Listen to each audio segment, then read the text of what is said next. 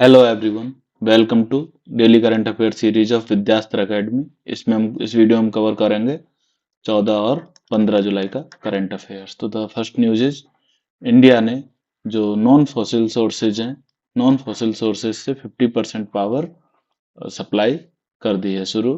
तो ये जो इंडिया की पेरिस क्लाइमेट समिट जो थी, Paris climate summit 2016, Paris climate summit के NDCs NDC nationally determined contributions, उसमें इंडिया ने 2030 का टारगेट दिया था, जिसमें वो अपनी इंस्टॉल्ड कैपेसिटी का 50% इंस्टॉल्ड कैपेसिटी का 50% नॉन फॉसिल सोर्सेज से प्रोड्यूस करेगा।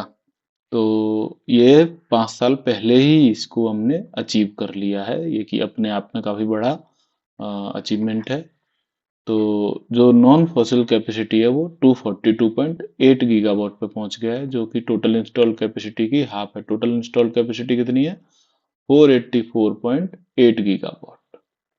तो अब हमारे नॉन फॉसिल सोर्सेज को कौन क्या क्या इंक्लूडेड है इसमें? एक तो रिन्यूएबल पावर, ये करता है 184.62 गीगावाट। तो रिन्यूएबल पावर में wind energy solar and wind energy, और लार्ज हाइड्रो प्रोजेक्ट करते हैं अराउंड 49.38 गीगावाट। और न्यूक्लियर पावर कैपेसिटी भी इसमें इंक्लूडेड है, वो करती है 8.78 गीगावाट। तो ये इस तरह से। और अब इंडिया ने अपना जो 2030 का जो टारगेट है वो 500 गीगावाट का किया है। 500 gigawatt by 2030 non fossil sources से। और 2070 तक zero emission, net zero emission, net zero emission करना है कब तक? 2070 तक। तो नेक्स्ट न्यूज इज प्रधानमंत्री दिव्यासा केंद्र। तो 75th प्रधानमंत्री दिव्यासा केंद्र का इनॉग्रेशन कहाँ पर हो रहा है? बदाऊं। बदाऊं कहाँ पर है? यूपी में। यूपी के बदाऊं में 75th दिव्यासा केंद्र का इनॉग्रेशन हुआ है। तो ये दिव्यासा केंद्र किस लिए होते हैं?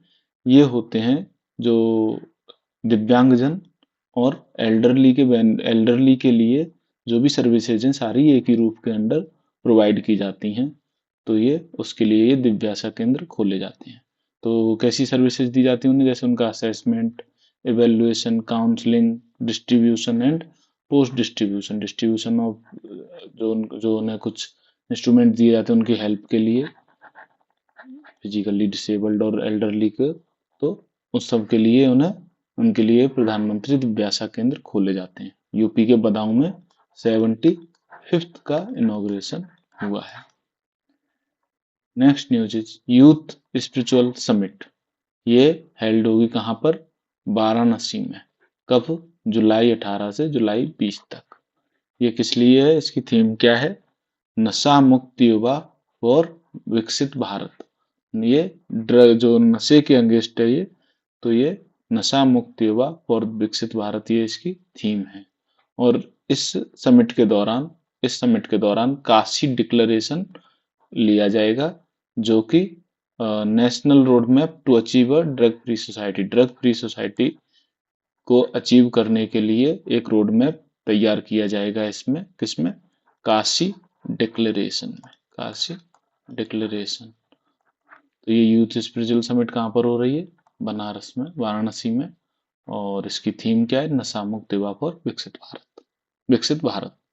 Next news is exercise Talisman Sabre. तो ये बाईलेटरल मिलिट्री एक्सरसाइज है ऑस्ट्रेलिया और यूनाइटेड स्टेट्स के बीच में। ये इनकी लार्जेस्ट मिलिट्री एक्सरसाइज है ऑस्ट्रेलिया की।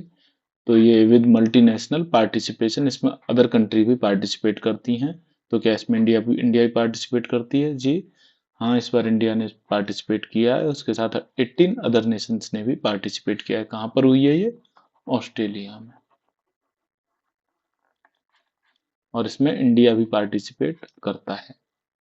Next news is the world travel and tourism council.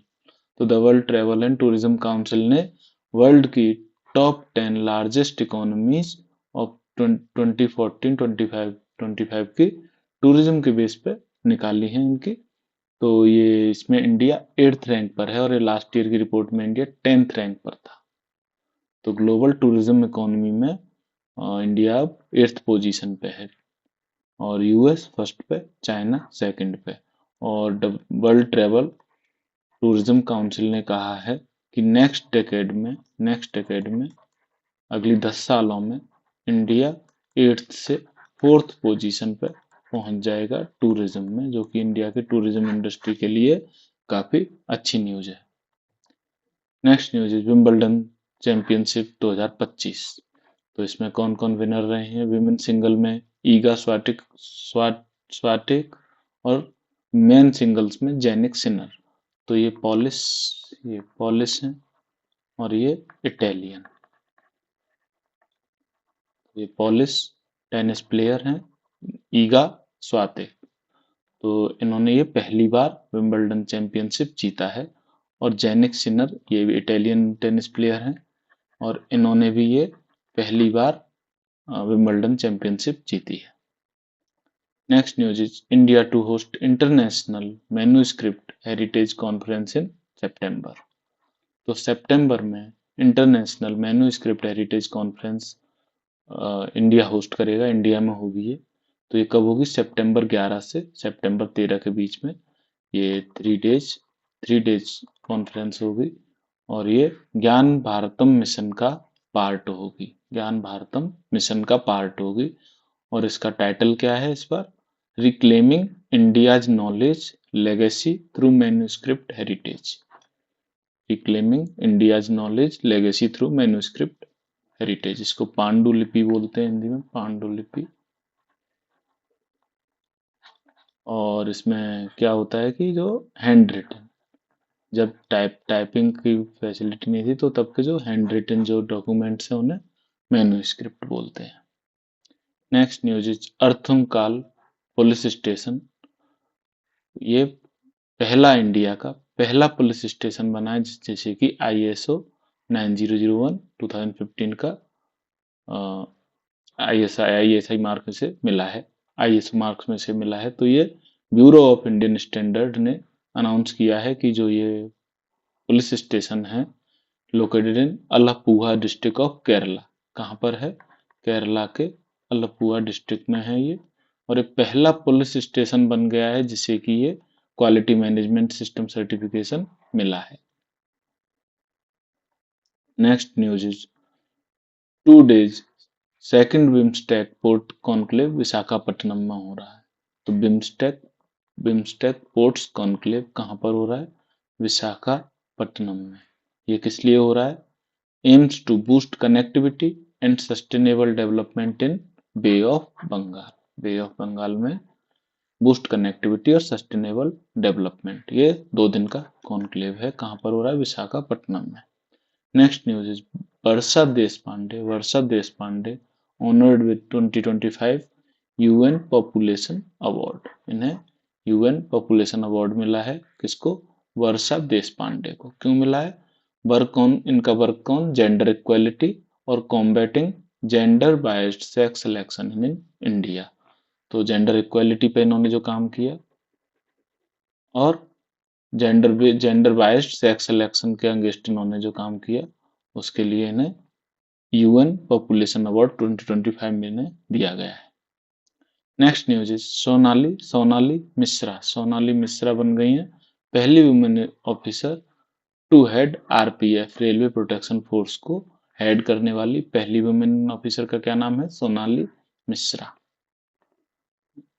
आज के लिए इस न्यूज में इतना ही। जय हिंद, जय भारत।